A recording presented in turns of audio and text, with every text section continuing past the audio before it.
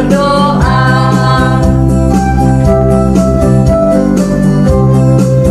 Saya senang berdoa, berdoa mengaku kesalahan, berdoa meminta pada Tuhan. Saya senang berdoa, saya senang berdoa.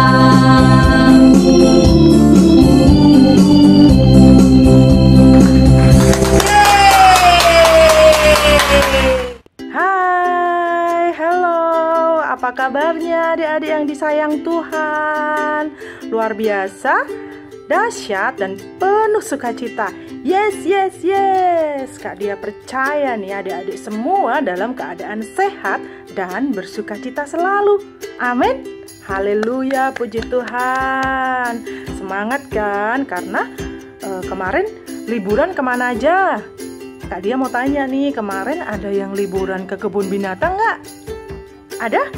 Wow, ada yang liburan ke pantai nggak? Ada? Wow, keren. Terus ada yang liburan ke gunung-gunung? Ada? Ke pegunungan, misalnya melihat pemandangan gunung gitu, ada? Wow, keren juga. Terus pasti liburan kalian juga berkunjung-kunjung ke teman-teman, ke saudara, sanak family, ya kan? Nah, itu adalah momen liburan kali ini. Nah, pengalaman yang tidak bisa adik-adik lupakan mungkin ya. Tapi percaya bahwa semuanya mendatangkan kebaikan buat adik-adik semua. Nah, Kak Dia percaya adik-adik juga hari ini masih mengingat nih pelajaran yang disampaikan oleh Kak Andrea kemarin ya. Yaitu tentang apa ya? Iya, tentang korban Abraham ya. Jadi ketaatan Abraham yang diuji ya melalui Ishak anaknya. Nah, kali ini Kak Dia mau menyampaikan tentang Ishak nih ya. Ishak anak Abraham. Ternyata Ishak sudah besar, sudah waktunya dia untuk membangun sebuah rumah tangga. Nih, Kak Dia mau menyampaikan hari ini judulnya adalah jawaban doa Eliezer. Nah, saksikan ya adik-adik, duduk yang manis ya, tenang ya, oke? Siap? Yes. Nah, Kak Dia mau menyampaikan ya tentang Ishak. Ishak itu memiliki ibu yang bernama Sarah ya. Kemudian setelah Ishak besar ya kan, Sarah ini meninggal, ibu Sarah ini. Lalu Ishak merasa sangat kesepian. Nah, Abraham pun berusaha untuk mencari seorang pendamping bagi Ishak ya, supaya menemani Ishak ya. Nah, namun dia sendiri tidak menghendaki Ishak itu mengambil istri dari penduduk di sekitar, karena perempuan-perempuan tersebut menyembah berhala ya. Dia tidak mengajar anak-anak mereka ke jalannya Tuhan, jalan yang jalannya Abraham dan jalannya Ishak ya. Mereka menyimpang dari jalan Tuhan ya, tidak mengikuti apa yang Tuhan katakan. Nah, lalu Abraham memanggil hambanya yang setia, yaitu Eliezer ya. Eliezer itu adalah hamba Abraham, dia yang setia mengikut Abraham ya, kemanapun Abraham pergi. Nah, Eliezer ini menjaga emas, menjaga perak dan ternaknya ya. Dia dipercaya untuk menjaga hartanya Abraham. Nah, namanya Eliezer ya. Dia juga membawa Eliezer itu ke Haran ya. Abraham mau agar Eliezer itu mencari seorang istri atau pendamping bagi Ishak dari bangsa Israel. Nah, Abraham tidak mau dari orang-orang yang bukan anak-anak perempuan yang bukan dari bangsa Israel nih ya.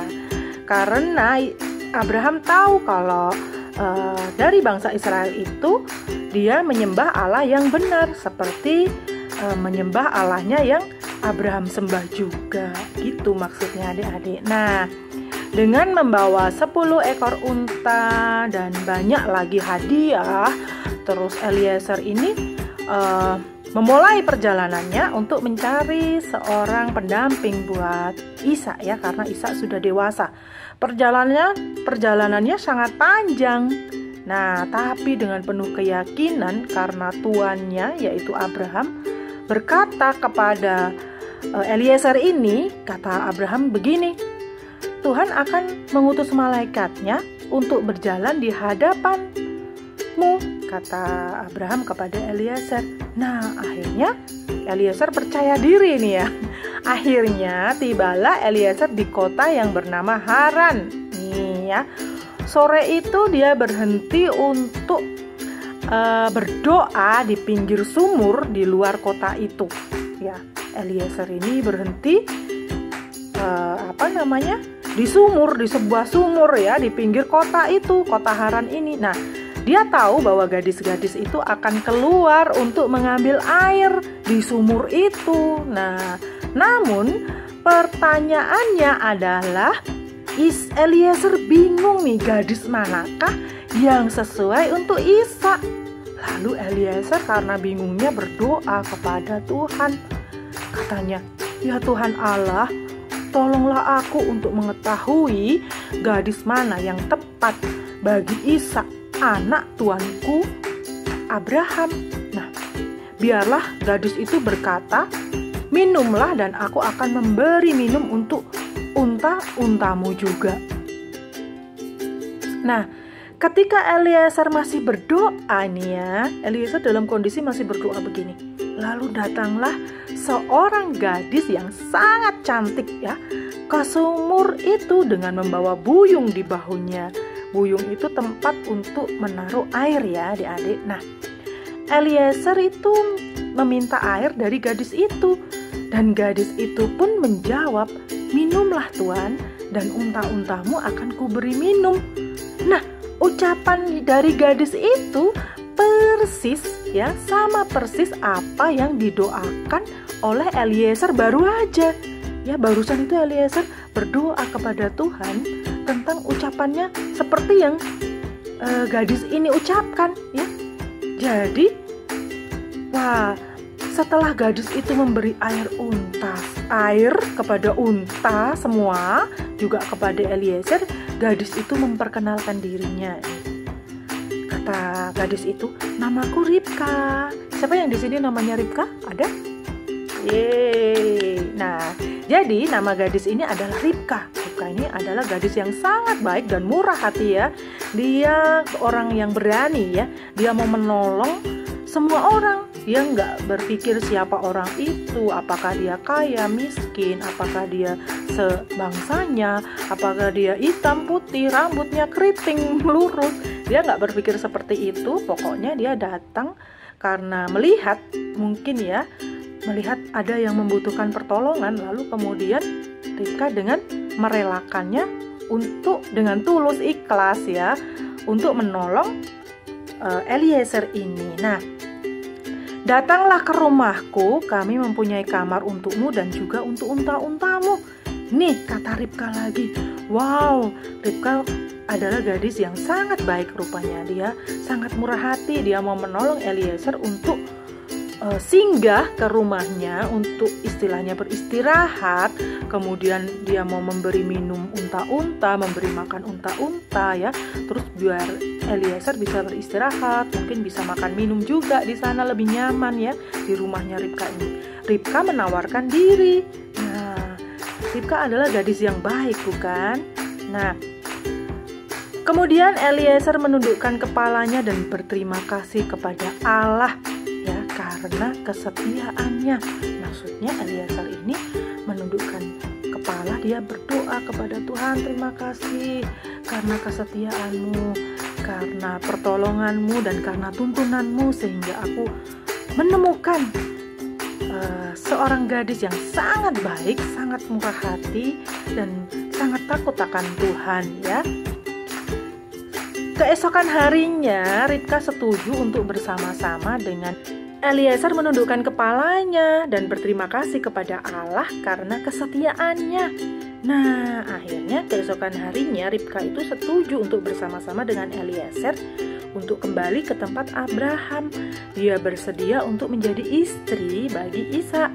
Ketika Ishak melihat Ribka, jatuh hatilah dia kepadanya. Nah, dia kemudian mengasihi dan menjadikan Ribka sebagai istrinya. Mereka setia satu kepada yang lain sepanjang hidup mereka.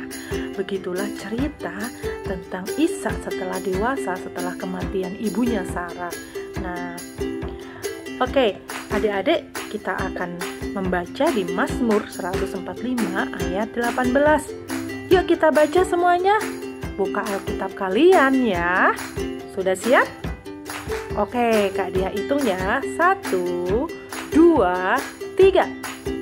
Tuhan dekat pada setiap orang yang berseru kepadanya, pada setiap orang yang berseru kepadanya dalam kesetiaan.